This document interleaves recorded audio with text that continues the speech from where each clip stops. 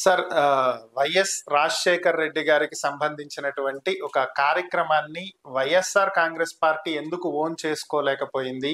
Media coverage కూడా ఎందుకు ఇవ్వలేదు? ఈ శత్రువులుగా చూసేటువంటి రాజకీయ పరంగా చూసేటువంటి అటు ఏబిఎన్ కానీ, ఈనాడు కానీ, ఇలా వివిధ రకాల దినపత్రికలు, న్యూస్ ఛానల్స్ కూడా కవరేజ్ ఇచ్చిన వాటిని సాక్షి ఎందుకు ఇవ్వలేదు? సాక్షిలో ఎందుకు రాలేదు? అలాగే వైసీపీ వాళ్ళు అసలు ఎందుకు అటెండ్ కాలేదు? దీనికి ఆహ్వానాలు లేవా? ఉద్దేశపూర్వకంగానే అటెండ్ కాలేదు? ఆహ్వానం కేవీపీ రామచంద్ర గారి వైపు నుంచి వైసీపీకి ఇచ్చాడా లేదా ఆయన చెప్పలేదు, వైసీపీ చెప్పలేదు. బట్ ఇచ్చారా లేదు తెలియదు కాబట్టి పోయారా లేదా పోలేదనేది బహిరంగ రహస్యం. బహిరంగమే, రహస్యం కూడా ఏం లేదు. అసలు వాళ్ళు ఇవ్వకుండా పోలేదా, ఇచ్చి పోలేదని మనకు తెలియదు. బట్ సాక్షిలో కవరేజ్ కూడా పెద్ద లేనన్న వార్త మనకు చూసాం. ఇక్కడ మొట్టమొదటి అంశం వైఎస్ రాజశేఖర రెడ్డి అందరవాడు. కాకపోతే వైఎస్ రాజశేఖర రెడ్డి గారి యొక్క రాజకీయ లెగసీకి పోరాడి జగన్మోహన్ రెడ్డి గారు తను వారసుగా నిరూపించుకునేశాడు. కాబట్టి వైఎస్ రాజశేఖర రెడ్డి అభిమానించాలందరూ కూడా జగన్ గారిని అభిమానిస్తారు, రాజకీయంగా నడుస్తారు. అయితే రాజశేఖర రెడ్డి గారు అందరవాడు. అయితే నిర్వహించిన వాళ్ళ యొక్క రాజకీయ నేపథ్యం కూడా వైసీపీ చూస్తుంది. వైసీపీ రాజశేఖర రెడ్డి గారి బర్త్డేని కానీ వర్ధంతిని కానీ చాలా ఘనంగా నిర్వహిస్తుంది.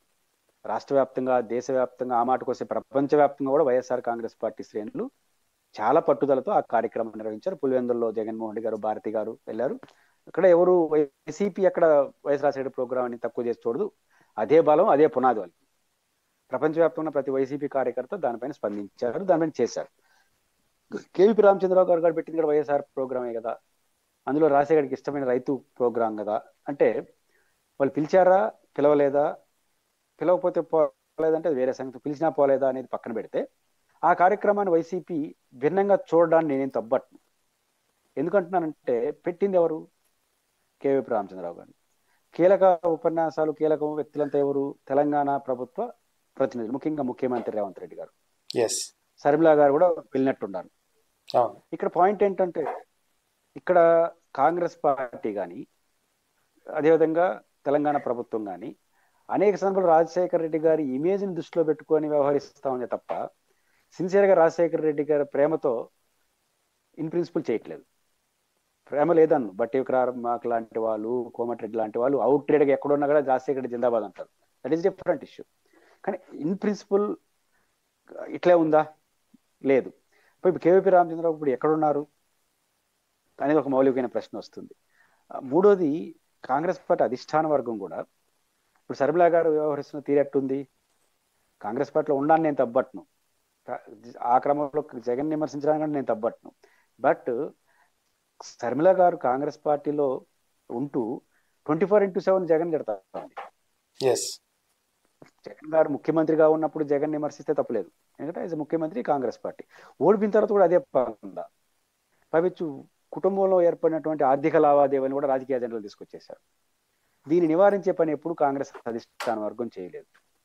రెండు, Thakur all India spokes person అన్న ఇన్ఛార్జ్ ఆఫ్ ఆంధ్రప్రదేశ్ డైరెక్ట్ గా అటాక్ చేశారు జగన్మోహన్. ఏమని? ఈ మద్యం కేసులో మిథున్ రెడ్డిని అరెస్ట్ అయితే అసలు ముద్దాయిలు జగన్, భారతి వాళ్ళని విచారించాలన్నాడు. భారతి గారిని కూడా లాగాడు అందులో. అంటే ఆల్ ఇండియా స్పోక్స్ పర్సన్ కి ఏపీ చార్జ్ చేయాల్సిన పనులు అదే. ఇప్పుడు ఆయన శత్రువు వాళ్ళు. కాబట్టి ఈ గ్యాప్ అయితే ఇంకా ఉంది. కాబట్టి కాంగ్రెస్ పార్టీ ఇంకా జగన్ ని అనధికారిక శత్రువుగానే చూస్తోంది. ఆ కాంగ్రెస్ పార్టీలో భాగంగా ఉన్నటువంటి కేవీపీ రామచంద్రరావు పెట్టిన మీటింగు, అక్కడ రేవంత్ రెడ్డి గారు హాజరవుతున్నారు. అనేక సమయంలో రేవంత్ రెడ్డి గారు కూడా భిన్నంగా జగన్మోహన్ రెడ్డి గారి విషయంలో స్పందిస్తున్నారు, కాంగ్రెస్ విషయంలో స్పందిస్తారు. రాజశేఖర రెడ్డి గారిని బర్త్డేని కూడా ఒక్కో సందర్భంలో ఒక రకంగా చేస్తున్నారు. అదొకటి. శర్మిలా గారు డైరెక్ట్గా దాంట్లో హాజరైన ఈ సమావేశానికి వైసీపీ ఎట్టబోగలదు?